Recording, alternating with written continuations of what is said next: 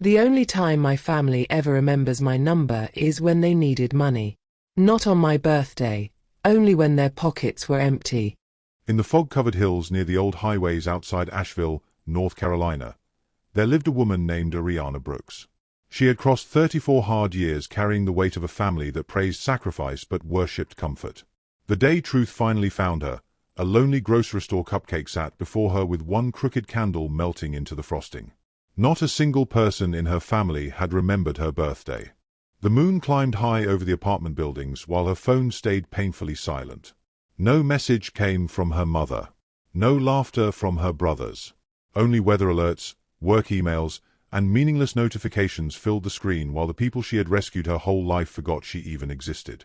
2 weeks later, Ariana sat inside her small apartment in Atlanta reviewing reports for a solar energy company. Then finally, the family group chat lit up.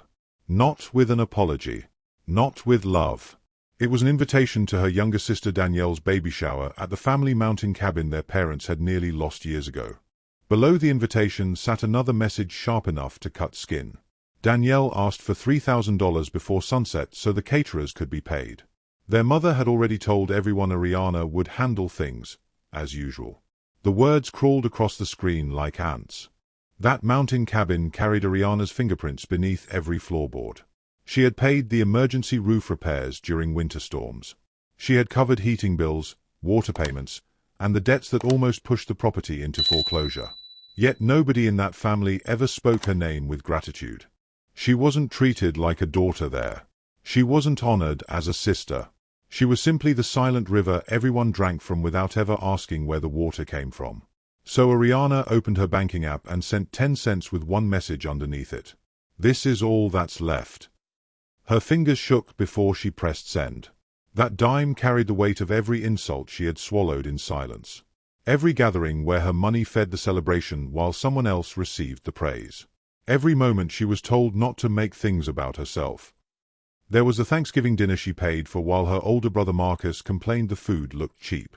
There was the year she saved her parents from unpaid property taxes only for her mother to thank Marcus for being supportive while he drove her to the bank in Ariana's own car. There was her father, Raymond Brooks, always calling her dramatic whenever she questioned why everybody depended on her but nobody cared about her pain. Years earlier, after Raymond injured his leg, Ariana created a family emergency account. She funded it so medical bills and cabin expenses could be handled without constant begging. At first, she did it out of love. But over time, kindness slowly turned into expectation.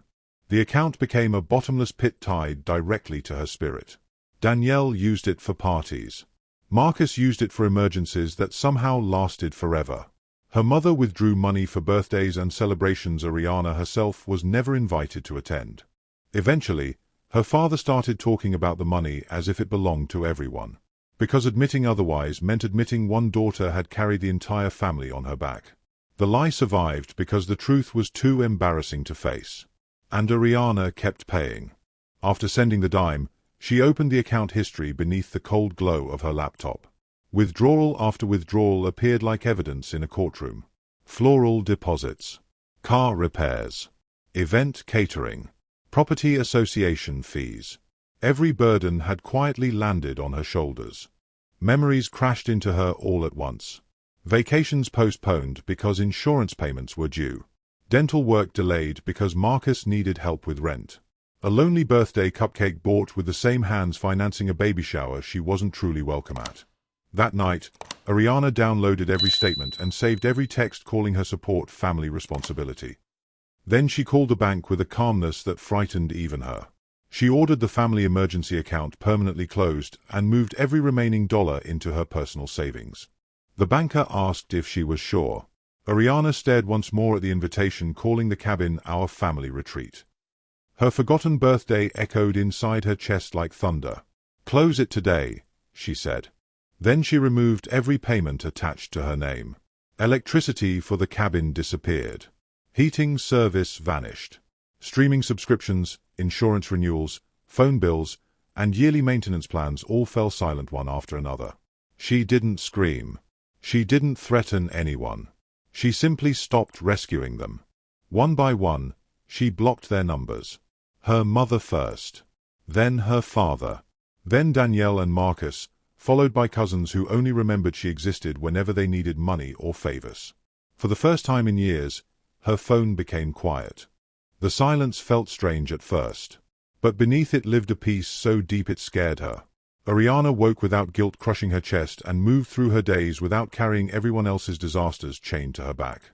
On the third morning, her best friend Jasmine sent her a screenshot from Danielle's social media page. Danielle complained that certain selfish people had delayed the catering. Even now, Ariana's name only existed beside money. Soon another message arrived. Relatives whispered that Ariana had stolen family funds. By noon, blocked voicemails piled up like angry ghosts. Her mother accused her of humiliating the family. Marcus threatened legal action. Danielle claimed jealousy had poisoned her heart. One message hurt more than the rest. Danielle mocked her by saying nobody celebrated Ariana anyway. The cruelty carried too much truth to ignore. Still, Ariana refused to answer. Instead, she opened her records and built a careful spreadsheet. Every deposit she made over 5 years sat beside every withdrawal her family made. The final total made her stomach twist. Entire dreams had died inside those numbers. There was the business she never launched. The vacations never taken. The old laptop never replaced. Every ambition had been postponed because another family emergency always arrived with open hands and wounded pride. Then Marcus made a terrible mistake. He contacted the bank claiming Ariana had stolen shared family money. But the record showed she alone funded the account and legally owned every cent inside it. The banker calmly informed her that everything she had done was completely within her rights. Those words became oxygen in her lungs. Within her rights. Simple words, yet they sounded like chains breaking in the dark. That same evening, Danielle tried accessing the account and discovered it no longer existed. By the end of the week, the baby shower collapsed into chaos. Caterers demanded payment. The mountain cabin lacked proper insurance coverage for the event. Fuel deliveries stopped because overdue balances finally surfaced. Every invisible protection Ariana once handled quietly had vanished. That's the curse of being the responsible daughter. Nobody notices the work while it keeps life running smoothly. They only notice when it disappears and everything starts falling apart. And now, for the first time, the family finally saw the real price of the comfort they once called normal. Relatives started hunting for Ariana through Jasmine. Some accused her of financially attacking a pregnant woman. Others threatened lawsuits. But the storm shifted when Jasmine shared Ariana's spreadsheet showing every contribution and every withdrawal. Truth travels faster than gossip once receipts enter the conversation. Family members learned Ariana had funded the cabin for years. They learned she paid insurance, repairs, and debts while receiving little more than silence in return. Their perfect family story cracked apart like dry ground beneath heavy rain. The baby shower was eventually moved from the mountain cabin to Danielle's cramped townhouse. Guests quietly stopped showing up. The caterers kept their deposits. And for once, the silence belonged not to Ariana, but to the people finally exposed in daylight. 3 days later, her family arrived outside her apartment in a dusty silver SUV. Her mother's eyes were swollen from crying. Her father carried paperwork beneath one arm while Marcus stepped out looking furious. Ariana opened the door but refused to let them inside. Her father claimed the family had been humiliated in front of the community. Marcus shouted that she almost ruined Danielle's shower. But Ariana answered with a calm sharper than any knife. Nothing was ruined, she said. The payments just stopped. Then she handed them a list she wrote after her forgotten birthday. Every ignored phone call. Every unpaid debt. Every insult disguised as a joke. Every moment she was expected to save everyone while burying her own exhaustion beneath fake smiles. Her mother started crying halfway through the list. Marcus rolled his eyes until Ariana mentioned the expensive car repairs he promised to repay before spending money on concerts and vacations. Finally, Raymond interrupted and said enough was enough. But Ariana refused to bend. She told them they had benefited from never noticing her pain. At last, Raymond admitted the real reason behind their visit. Without Ariana's money, they could no longer afford to keep the mountain cabin. The words settled heavily between them. Not once did they say they missed her. Not once did they apologize for forgetting her birthday year after year. They only mourned losing the life her money built for them. Then sell it, Ariana answered quietly. Her mother gasped in horror while Marcus cursed under his breath. Raymond stared at her like he was finally seeing her clearly for the first time. You'd let the family lose everything, he asked. Ariana looked him directly in the eyes. You were willing to let one daughter lose herself, she replied. Then she closed the door while her mother cried in the hallway outside. The old instinct to comfort them flickered briefly inside her chest like a dying ember. But she pressed her hand against the door and whispered, "Not this time." Months later, the mountain cabin stood listed for sale beside the winding highways outside Asheville.